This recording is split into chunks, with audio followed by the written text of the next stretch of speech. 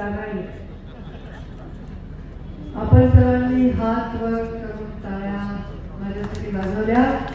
मी हात वर करून तुम्हाला अभिवादन करते आणि तुमचे खूप खूप आभार मानते. पिंपरी चिंचवड महानगरपालिकेतील फक्त मागच्या शांत होता.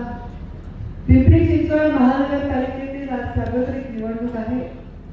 या निवडणुकीच्या प्रभाग 14च्या प्रचाराच्या निमित्ताने मी आपल्या समोर उभे आहे.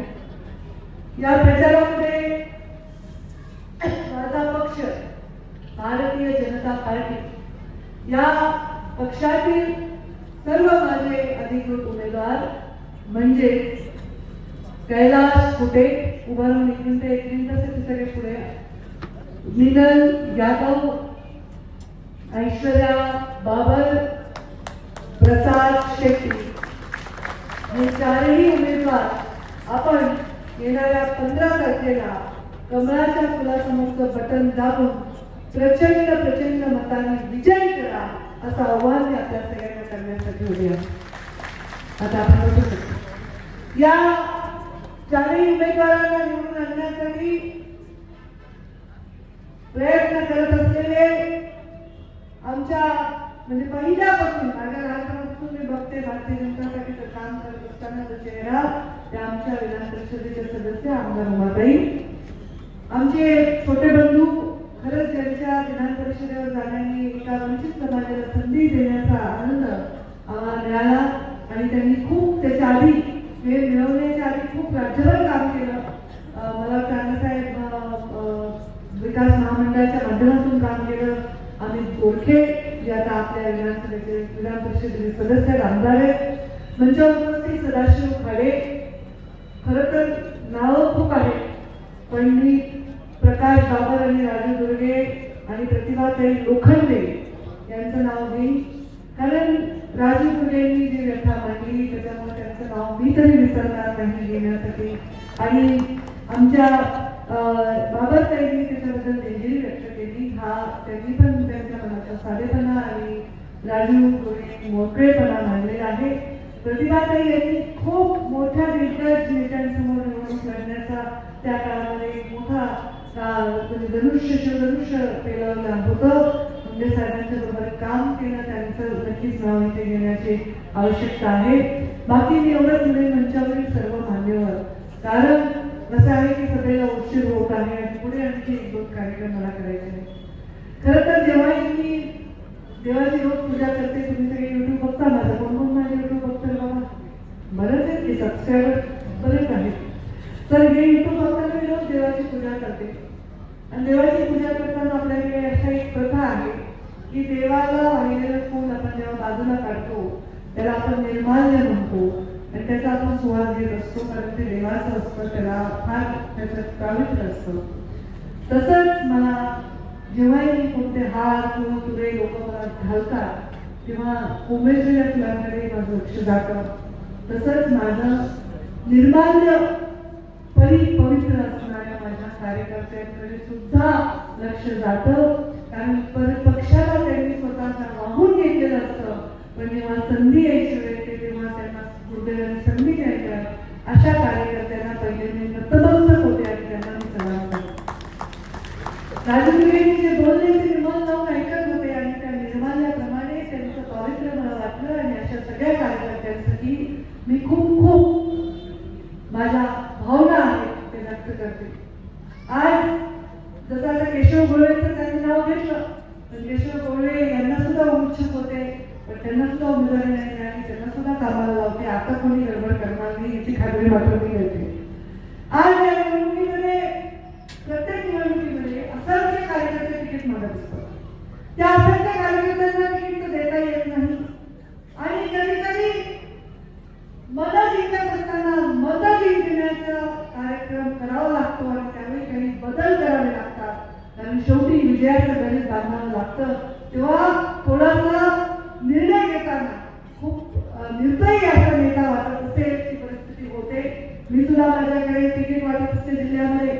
मला नगरपालिकेला 500 लोकांनी तिकीट मागितले तर मला 50 लोकांना देता आलं, पण माझं माझ्या कार्यकर्त्यांचं जे नातं आहे मला असं वाटतं की काही कार्यकर्त्यात 2 इतकं प्रेम कार्यकर्ते आम्हाला देतात आणि आम्ही कार्यकर्त्यांना प्रेम करतो. स्वतःच्या रक्ताचा परिवार सुद्धा आम्ही साथ देत नसतो, पण राजकारणामध्ये कार्यकर्ता मात्र आपल्या प्रत्येक भावनेकडे साथ देतो. त्या सगळ्या कार्यकर्त्यांनी आज कंबरपासून कामाला लागावं, कारण भारतीय जनता पार्टीचे जे संस्कार आहेत ते भारतीय जनता पार्टीचे संस्कार हे आपल्याला परिवार म्हणून आपल्याला संबोधतात आणि शेवटी पक्षाने दिलेला अंतिम आदेश मान्य करून कार्यकर्ता कंबर कसून कामाला लागतो. हा इतिहास आहे आणि हा इतिहास आपण इथे पुन्हा त्याची पुनरावृत्ती करून या चारही उमेदवारांना विजयी कराल असा मला विश्वास करणार की नाही. विजय समोर बसणारी माझे मतदार करणार की नाही. समोर एका बाजूला पूर्ण लाडक्या बहिणी बसल्या आणि इकडे लाडकी जावई बसले. लाडक्या बहिणीला लाडकी मिळून नये, आता तुमचं काय काम. इकडे समोर इतक्या बाजू डाव्या बाजूला लोक आहेत, उजव्या बाजूला लोक आहेत, मागे लोक उभे आहेत आणि मस्त आपापल्या घरातून घर बसल्या सभा ऐकणारे पण सगळे वरती आहेत. आता ही सभा एवढी गर्दी झालेली आहे, एवढी ऐकायला आलेली आहे. इलेक्शनचा माहोल आहे, सभा होतच असतात, कार्यकर्ते ताकदीची सभा करत असतात. पण मी जेव्हा जेव्हा तिथे जाते डोळ्यात लोकांच्या पाहते तर ते खूप प्रेम त्यांच्या डोळ्यामध्ये मला दिसतं आणि मुंडे साहेबांची पुण्याई आहे आणि केवळ मुंडे साहेबांवर प्रेम लोकांचं आहे म्हणून इतक्या प्रेमाने आपण माझ्याकडे पाहतो. मी लोकांनी सांगतात मी म्हणत होते माझ्याकडे पहा. पक्षाने घेतलेला कुठलाही निर्णय हा अंतिम मानून पक्षाच्या शिस्तीमध्ये काम मी करून संयमाने काम केलं आणि आज त्यावेळी अशा अनेक कार्यकर्ते संयमाची परीक्षा जेव्हा बघितली जाते तेव्हा नंतर शब्दाचे थाप सुद्धा आपल्या पाठीवर पडत असते. आता लोकसभेला आपण म्हणते 10 वर्षे खासदार होत्या, मला अजिबात लोकसभेला जायची नाही, स्वतःच बहिणीचं तिकीट काढून मी कशी घेणार. पण पक्षाने डिक्लेअर केल्यावर पर्याय नाही. पक्षाचा आदेश अंतिम गोपीनाथ मुंडे साहेबांचे संस्कार आहेत आणि म्हणून मी ती निवडणुकीला सामोरे गेल्या. निवडणूक खूप कठीण होती, परिस्थिती वेगळी होती आणि मी जर नसते लढले तर त्याचा पूर्ण राज्यात एक वेगळा परिणाम माझ्या लढण्याचा असण्याचा एक पक्षाचा कदाचित त्यांनी बांधला होता अंदाज आणि म्हणून पक्षाचा अंतिम मी आदेश मानला. एकदा विधान परिषदेचा मी फॉर्म भरला. पक्षाचा विधान परिषदेचा फॉर्म भरल्यानंतर दुसऱ्या दिवशी फॉर्म भरायचा होता. नव्वदचा मला तेव्हाच्या प्रदेशाध्यक्षांनी बोलवलं होतं. तर सकाळी मला की आमच्या मनामध्ये वेगळं काहीतरी आहे, तुम्ही आता फॉर्म भरू नका. एक क्षणात मी ओके सर याच्या पलीकडे काहीही बोलले नाही आणि त्यावेळी उमाताई ठाकरे आमदार झाल्या. अगदी मिठी मारून साडी नेसून त्यांचा माझ्या आईने सत्कार केला. कधीही माझ्या मनामध्ये एक क्षण पण नाही की भाजपच्या सच्च्या कार्यकर्त्यांना ही संधी मिळाली. आणि त्यामुळे मी म्हणतो मला पाहायचं म्हणजे की मी म्हणजेच भारतीय जनता पार्टीच्या सच्च्या कार्यकर्त्याचं प्रतिनिधित्व आणि ह्यामुळे आपल्याला पक्ष मोठा करण्यासाठी असंख्य लोक लढत असतात, युद्ध असंख्य लोक लढत असतात, असंख्य योद्धे असतात, महायुद्धी असतात, सेनापती असतात, जिंकतात आणि रक्तात ते राजे असतात, लढतं ते सैन्य असतं. हे नियम आहे. आपण सगळे सैन्य आहोत आणि आपला पक्षच आपला राजा आहे, आपला कमळच आपला राजा आहे आणि या कमळावर महालक्ष्मी विराजमान आहे. ती प्रत्येकाच्या घरामध्ये येण्याचं दायित्व प्रधानमंत्री नरेंद्र मोदी आणि राज्याच्या मुख्यमंत्री देवेंद्र फडणवीसांनी आपल्याला दिलेला. का म्हणलं की कमळावर महालक्ष्मी विराजमान आहे जे कधीही कुणाला सुचलं नाही. या देशाला स्वातंत्र्य मिळून 75 वर्ष झाले, पण जेव्हा मोदीजी प्रधानमंत्री झाले तेव्हा त्यांनी सांगितलं की माऊलीला चुली बसून उठवा आणि गॅसच्या शेगडीच्या समोर उभं करा. तिच्या घशामध्ये एवढा दूध जातोय की तिच्या जीवनामध्ये तिचं जीवन धोक्यात येतंय. हे का म्हणले ते तर आई चुली समोर बसून स्वयंपाक करायची, खोकायची, त्याच्या डोळ्यातही त्यांनी पाहिलं. एका मुलीला जन्म घेण्याचा अधिकार मिळाला पाहिजे, तिला शिक्षण घेण्याचा अधिकार मिळाला पाहिजे. बेटी बचाव आणि बेटी पढाओचा नारा त्यांनी दिला. कारण या देशामध्ये शक्ती म्हणजे स्त्री आहे, ती जोपर्यंत सक्षम होत नाही हा देश सक्षम होणार नाही. म्हणून त्या देशाचा बलिदान जो शेती पिकावतो आणि आपल्या सर्वांचे पोट भरतो. आपण ते बसतो आपल्याला वाटतं कुठून येतात अन्न, शहरात वाटतं डोळ्याचे दुकानातून येतं नाही. गाव करतो शेतकरी, कष्ट करतो शेतकरी, आकाशाकडे बघतो, कधी दुष्काळ येतो, कधी ओला दुष्काळ येतो, अशातून सुद्धा अन्न पिकवतो. मग आपण आपली पोट भरतो. तेव्हा शेतकरी सर्वांना योजना देण्याचं काम करणार आहे मोदीजी. या गरीबाला स्वतःचा इलाज परवडतो.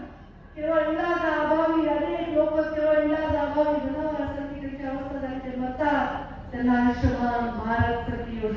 करणारे प्रधानमंत्री नरेंद्र मोदी.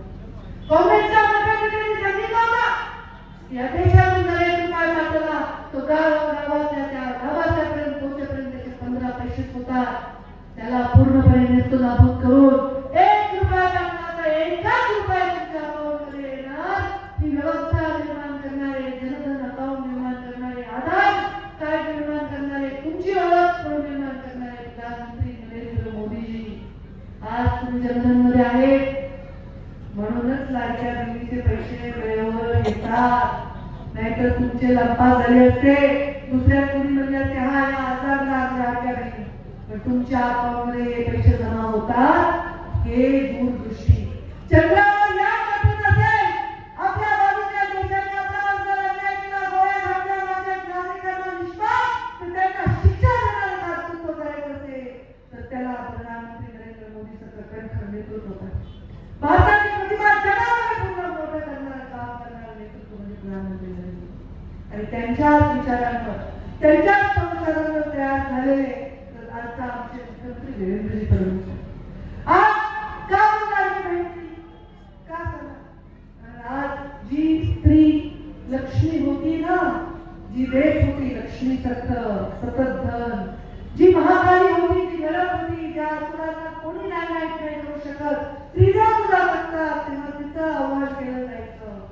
जी ज्ञान देत होती सरस्वती, जी शिक्षण देत होती लोकांना ज्ञानाचा एक आशीर्वाद देत होती त्या सरस्वती, या सगळ्या असताना एक काळ असा आला या महिलेला स्वतःला काहीच शक्ती नाही, तिची शक्ती क्षीण झाली.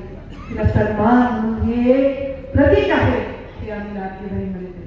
लाडकी बहीण आहेत का तुम्ही? तुमच्याकडे कोणी आहे का नाही लाडकी बहीण? कोणाला हातवर ठेवा लाडक्या बहिणी. म्हणजे लाडक्या बहिणी तर आहेतच सगळ्या, लाडक्या बहिणी या योजनेला लाडक्या बहिणी कोण आहेत ते हातवर का बघा. तुम्ही लाडक्या बहिणी आहेत की नाही व्यवस्थित? किती रुपये येतात महिन्याला? 1,500 बरोबर येतात का नाही? वर्षाला किती किती? अरे बापरे, तिला पण येतात का? 1,500 रुपये येतात. पण एवढ्या 1,500 थांबायचं नाही आपल्याला. नुसते 1,500 घेऊन थांबायचं नाही. लखपती दिदी बनवायचे आहेत आपल्याला. लखपती दिदी, तुम्हाला लखपती बनायचं नाही, घर बसल्या बनायचं, काम करायचं, बचत गटाच्या योजना करायच्या, मोठं व्हायचं. पण मला सांगा या 18,000 तुम्हाला मिळाले, वर्षाला 18,000 मिळतात ना? माझं गणित खर्च आहे, खर्च नाही आहे. या पैशाचा या महिला काय करतात ते माझा मला प्रश्न पडतो. मला सांगा तुमच्यापैकी एखादी महिला जिने 18,000 रुपये मिळाले म्हणून मस्त चांगली कागदपत्राची पैठणी घेतली, सांगा सांगा. नाही अशा हात करायला. बरं गंठन केलं का? सोबतच हात झाले, सोन्याचं पॉलिश असलेलं गंठन केलं का? नाही. मग काय केलं? स्वतःला दागिना केला नाही, साडी घेतली नाही. काय केलं पाहिजे तुम्ही? काय केलं? खाल्लं, खर्च करून खाल्लं, बरोबर ना? या राशन भरलं. कोणी काय केलं? मी सांगते, महिलेचा असा स्वभाव आहे. मग ती लखपती असो, करोडपती असो, नाही तर लाडकी बहीण असो, तिचं असं आहे की तिला जर किती पैसे मिळाले तर ती स्वतः खर्च करत नाही. आणि अजून एक तिचा स्वभाव आहे जो माझाही आहे, ती पैसे लपून ठेवते.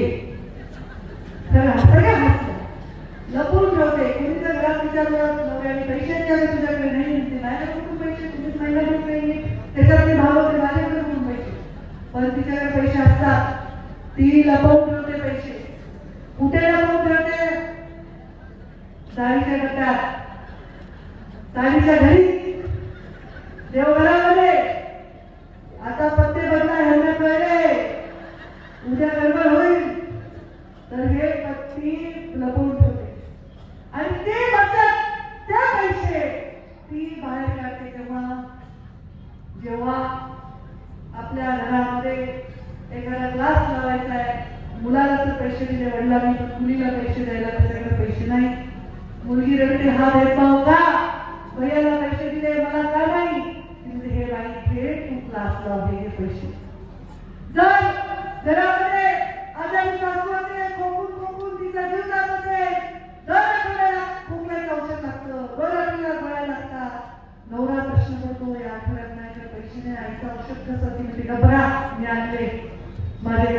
लाडकी बहिणीचे पैसे. जर बाहेर काला भाऊ घरात नाही रवा नाही तूप नाही साखर, पटकन जाते, थोडासा रवा आणते, थोडंसं तूप आणते, थोडीशी साखर आणते आणि आमच्या मोदीजीने दिलेल्या गॅसवर चांगला खरपूस भाजून शिरा करते आणि भावाला खाऊ घालते. तुला सांगते, दाजीने सांगितलंय शिरा खाऊ घालल्याशिवाय जाऊ द्यायचं नाही, ते पण श्रेय लावून देते. पुन्हा ती सन्मान, तिला बाहेर जावं वाटतं, तिला या गोष्टी करावं वाटल्या, तर तिला ह्या पैशांनी खूप खूप आधार मिळालेला आहे. पण या पैशावर थांबायचं नाही, लखपती व्हायचं आहे. तुम्ही म्हणतात काही इकडंच बोलायला, आमचं काय, बरोबर आहे की नाही? आता इतके वर्ष तुमचंच पाहिलं ना, पुढे यांचं पण पाहूया. तुमचं पण आहे. या राज्यामध्ये या देशामध्ये विकास करण्यासाठी दृष्टी जी पाहिजे, ती दृष्टी भारतीय जनता पार्टी आहे. आमच्या अटलजी प्रधानमंत्री झाले, त्यांनी प्रधानमंत्री ग्राम सडक योजना आणली, प्रधानमंत्र्यांनी शेतकऱ्यांची विमा योजना आणली. आता जीएसटी मध्ये लाभ दिला, जीएसटीचा कमी केली नाही, त्याचा फायदा फार मोठ्या प्रमाणात व्यापाऱ्यांना झाला. व्यापाऱ्यांनी आमच्या उमेदवारांना पूर्णपणे पाठिंबा दर्शवलेला. एक सुरक्षा योजना, वेगवेगळ्या योजना आहेत. तुम्हाला घरं पाहिजे, रिडेव्हलपमेंट पाहिजे, पट्टे पाहिजे, या सगळ्या योजनांमध्ये आमचे लोकप्रतिनिधी तुमच्या पाठीशी खंबीरपणे उभे आहेत. आता हे नगरपालिकामध्ये काय नाली काढली का, लाईट लावली का, रस्ते केले का, स्वच्छता केली का, हे सगळं महत्वाचं आहे. रोज मला आमचे कुठे सांगत होते, पुण्यामध्ये मागच्या वेळी ते पडले, पण दुसऱ्या दिवशी ते कामाला लागले, ऑफिस उघडले, रोज लोकांच्या संकटाला जाऊन जातात, लोकांचे कामं करतात, फॉर्म भरून घेतात, दवाखान्याचे कामं करतात, नगरपालिकेचे कामं करतात, हे सगळे ते कामं करतात. बाबाताईंना अनुभव आहे. शेट्टींनी तर इतकं सुंदर भाषण केलं, त्यांनी सांगितलं की त्यांचं जीवन समाजाला समर्पित आहे. मीनल यादव या सुद्धा मोठ्या संघर्षाची काम करतील याचा मला विश्वास आहे, कारण त्यांच्या हातात आहे कमळ आणि या कमळाचे संस्कार आहेत. अंत्योदयाचा नारा घेऊन अंतिम माणसाचा उदय होईपर्यंत कष्ट करण्याचा नेतृत्वाने आमचा देश दिलेला आहे, तसे संस्कार केलेले आहेत आणि त्या संस्काराला आम्ही काम करतो. आता तुम्ही जर देशाचं बघितलं, देशात दुसऱ्यांदा मोदीजी प्रधानमंत्री झाले की देशाची आर्थिक व्यवस्था एवढी सक्षम झाली. पहिले आपले प्रधानमंत्री बाहेर देशात कुठल्या कॉर्पोरेटला जायचे, आपल्याला दिसायचे नाही, शोधा बघायचे. आता मोदीजींना लाल कार्पेट घालून मोठे मोठे देश ते त्यांना बोलवतात. बाजूच्या देशांनी वाकडी नजर करून आपल्याकडे पाहिलं तर एवढी कणखर भूमिका आतापर्यंत कोणी घेतली नाही, ते प्रधानमंत्री नरेंद्र मोदींनी. पण योजना करताना, विकास करताना भेट कधीच केला नाही. आपल्याला भारतीय जनता पार्टी अमुक करता, धर्म जाती काय नाही. मी आता म्हणलं, दादा असेल नाही तर भाई असेल, आपा असेल तर ताई असेल, योजनेचा लाभ हा सरकार देतं, ते आहे भारतीय जनता पार्टीचं सरकार आणि संस्कार. मोदीजींच्या नेतृत्वाखाली देशामध्ये गरीब वाढत असताना महाराष्ट्रामध्ये प्रचंड मोठा उद्योग येत आहे, सिंचनाचे काम होत आहेत, मोठे मोठे हायवेचे काम होत आहेत. आधी एकच तुझा मुंबई हायवे झाला होता, तोही आमच्या युतीच्या काळात झाला होता. मुंडे साहेब जेव्हा उपमुख्यमंत्री होते तेव्हा तो हायवे पास झाला होता, तेव्हा पहिल्यांदा ओव्हरब्रिजेस झाले होते. त्याच्यानंतर आता मेट्रो, पुण्यामध्ये मेट्रो आले, तुमच्याकडेही दळणवळणाची साधनं वाटली. जागतिक सत्ता बनायचं असेल तर सामान्य माणसाला चांगले दिवस आले पाहिजे. आजूबाजूच्या देशांनी आपल्या देशाकडे वाकडे डोळा करून नाही पाहिलं पाहिजे, कणकरपणे त्यांना उत्तर दिलं पाहिजे आणि देशामधल्या श्वास घेणाऱ्या प्रत्येक माणसाच्या सगळ्या गरजा पूर्ण करताना भेदभाव झाला नाही पाहिजे. छत्रपती शिवरायांचा महाराष्ट्र, छत्रपती शिवरायांनी इंग्रजी स्वराज्याची स्थापना करण्याचा जेव्हा संकल्प केला, किती वेळ लागला होता? 16 वर्षाचा. त्या वेळामध्ये त्यांनी जर स्वराज्याची स्थापना करण्याचा संकल्प केला, त्यांनी अनेक मावळ्यांची मोड बांधली. जात धर्माचा त्याला भेद नव्हता, सगळ्या जातीचे अगदी धर्माचे सुद्धा लोक एकत्र होते. तेव्हा स्वराज्याचं विराट उद्घोषण महामानव बाबासाहेब आंबेडकरांनी या देशाला जेव्हा घटना दिली, या घटना दिल्याचं पाणी नाही बाहेर लागण्याचं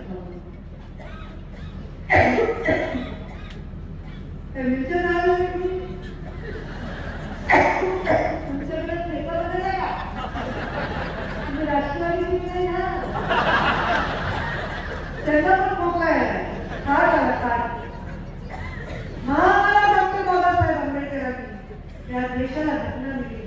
तेव्हा त्यांनी बघितलं नाही की या देशाच्या नागरिकांच्या डोक्यावर कोणती टोपी आहे. त्यांनी बघितलं नाही तो कोणत्या रंगात मातलेला आहे. तो हिरव्या रंगात, भगव्या रंगात, निळ्या रंगात, पिवळ्या रंगात, कोणत्या रंगात मातलाय त्यांनी पाहिलं. त्याच्या रक्ताचा रंग लाल आहे. त्यामुळे इथे जर कोणी मोठा उद्योगपती करोडपती असेल, अंबानी अदानी असतील तरी त्यांना एकाच मताचा अधिकार आहे. आणि इथे आमचा सफाई कामगार असेल त्याला एकाच मताचा अधिकार आहे. सगळ्यांना समान त्यांनी सांगितलं शिका. कारण शिक्षण हे वाघीचं दूध आहे, जो पितो तो गुरगुरल्याशिवाय राहत नाही. आणि ह्या संस्कार त्यांनी दिले. ज्योतिबा फुलेंनी, सावित्रीबाई फुलेंनी शिक्षणाचा वसा घेतला आणि आपल्या अंगावर चिखलाचे घोडे खाल्ले. तेव्हा आज या महिला रस्त्यावर आले. पुण्यश्लोक अहिल्यादेवी, तुम्ही केदारनाथ पासून रामेश्वरपर्यंत कुठेही जा, मंदिराचा जीर्णोद्धार अहिल्यादेवीनीच केलाय. त्या कठीण काळात धर्म राखण्याचं काम केलं, विकासाचं काम केलं. महिलेकडे वाकड्या नजरेने बघितलं, हत्तीच्या पायात देण्याचं धाडस दाखवलं.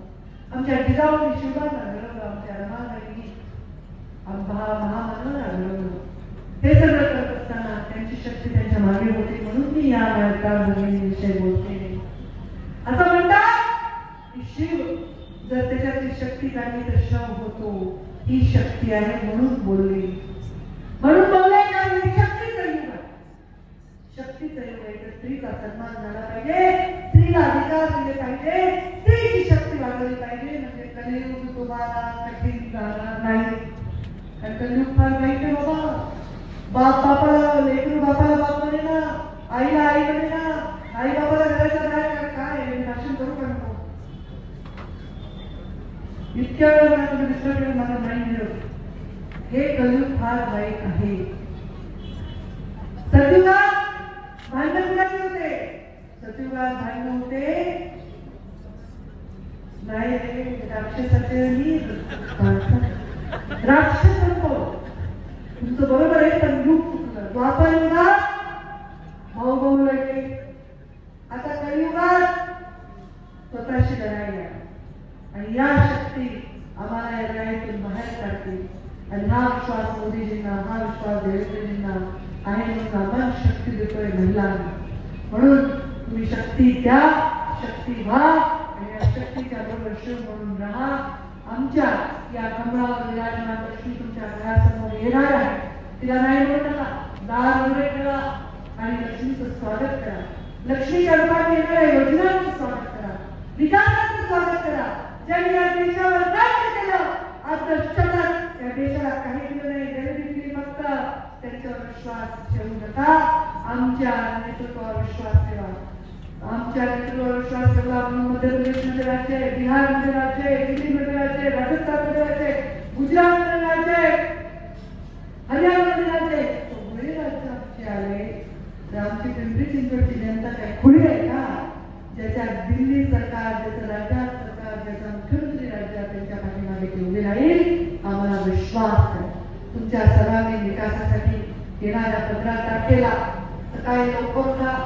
जे काही आमच्या मुस्लिम बहिणी आहेत तुमचं नमाज वगैरे करा, आमच्या बालिका बहिणी आहेत तुमची पूजा करा, आमच्या बौद्ध बहिणी आहेत तुमच्या पद्धतीने तुम्ही तुमच्या सगळे संस्कार करा आणि छान सुंदर नाश्ता बनवा. असा नाश्ता बनवा ज्याचा सुंदर सुगंध घरामध्ये बनवायला पाहिजे. नवरा उठला पाहिजे आणि काय बनवलं आज त्याला मला खूप छान नाश्ता बनवलाय, तो झाकून ठेवा, वाढू नका, बिलकुल वाढू. त्यांना म्हणावं आंघोळ करा, मतदान करा, माझ्या लाडक्या भावाला मलाही घेऊन जा, आल्यावर मी नाश्ता देते. पण भावाला मुलीला बाईला आवडत नाही आणि माझा भाऊ पराभूत झालेला मला चालणार नाही. त्यामुळे सकाळी सकाळी उठा, मतदान करा. मी तर मतदान करताना एकदम आरामात मतदान करते. मी फार नावं लक्षात ठेवत नाही. मला आता आपलं पॅनल असतं ना गावाकडे, बँकेचं असतं, सोसायटीचं असतं, कारखान्याचं असतं, मार्केटचं असतं, खूप मतं करायचं असतं. मी फक्त चिन्ह पाठ करते कारण गडबड करायची भीती वाटते. त्यामुळे फक्त चिन्ह बघा, फक्त चिन्ह. चिन्हातच सर्व आहे. जगातला सगळ्यात मोठा पक्ष, देशातला सर्वात मोठा पक्ष, राज्यातला सर्वात मोठा पक्ष, तोच पिंपरी चिंचवडचा सर्वात मोठा पक्ष म्हणून आता माझी सभा लागल्यामुळं ते सगळे म्हणतात काही नक्की त्यांचं काय करताय काही नक्की काही आल्या मी आलो निवडून त्यांची मला पुन्हा एवढं भरभराट करेल काही आता मला कळलं पक्ष हुशार आहे पक्ष बरोबर मला अशा काही पाठवलं की जिथं असं असतं सगळं वातावरण ह्याला राग आलाय तो रुसलाय कारण PhD मला झालेली ना की कसं रुसायचं नाही कसं रागवायचं नाही आणि पुन्हा मी त्याचं उदाहरण होती म्हणतं की जर कसा बलिदान करायचंय त्याच्यावर केलं कसा त्याग करायचा आहे काही प्रकार कसा संघर्ष करायचा आहे काही प्रकार संघर्ष करण्या एकदा माझी बहीण म्हणजे बसकरांची संघर्ष करण्या किती संघर्ष करायचा मला बरोबर इथे पाठवले इथल्या वातावरणामुळे पक्षाचे जे इकडून सभा द्यायले म्हणजे फार हुशार असतात जे इथले लोक त्यांना माहिती कुठं गडबड आहे कुठं अवघड आहे तिथं जा जाताना सगळं भेटलं ना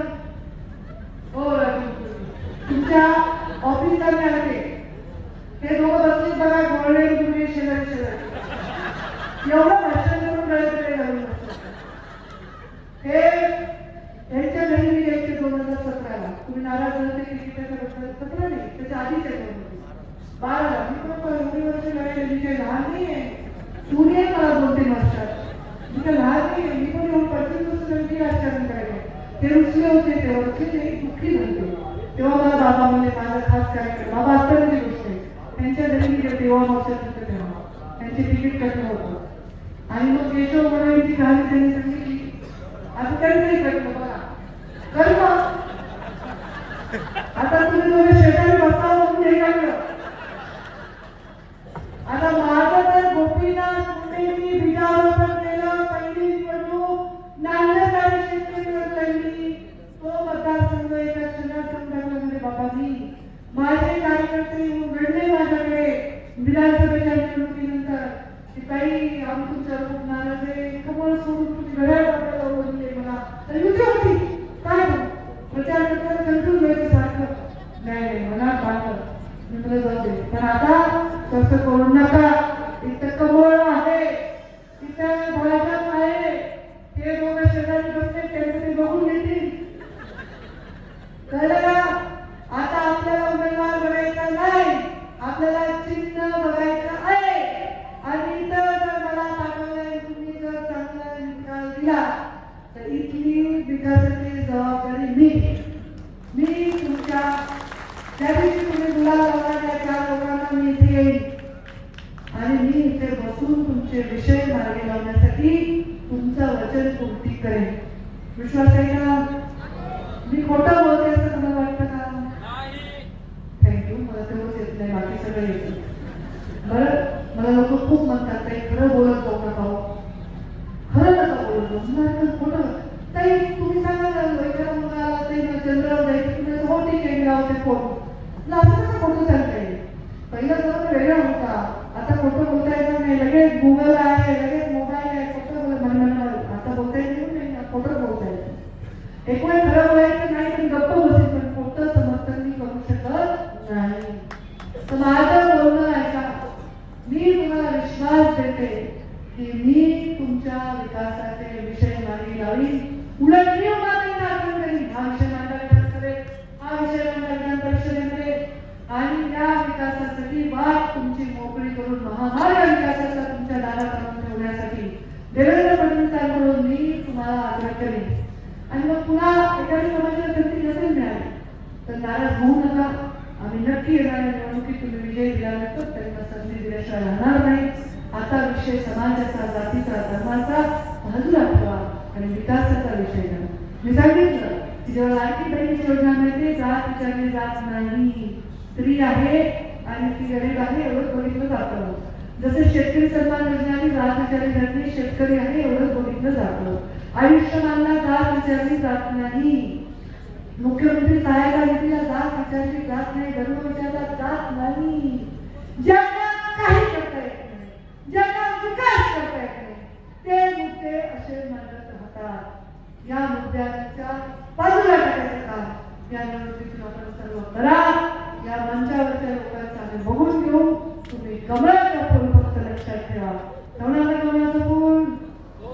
कसं ठेवणार दाखवा. हे अटलजींनी शिकवलंय आम्हाला.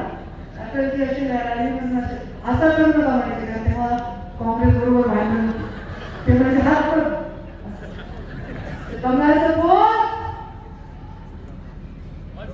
करा विरोधकांची बत्ती, कमळाचं फूल करा विरोधकांची बत्ती. मी आता बोलले, मी पण आठवले साहेबांचं शिकलेली झालेली आहे, मी पण पटकन कविता केलेली आहे. त्यामुळे तुम्ही येणारे 15 तारखेला बत्ती गुण करा समोरच्यांची आणि कमळाचं फूल आपापल्या दारापर्यंत आणा एवढा आपण विनंती करते आणि माझ्या वाणीला विराम देते. जय हिंद, जय महाराष्ट्र. धन्यवाद साहेब.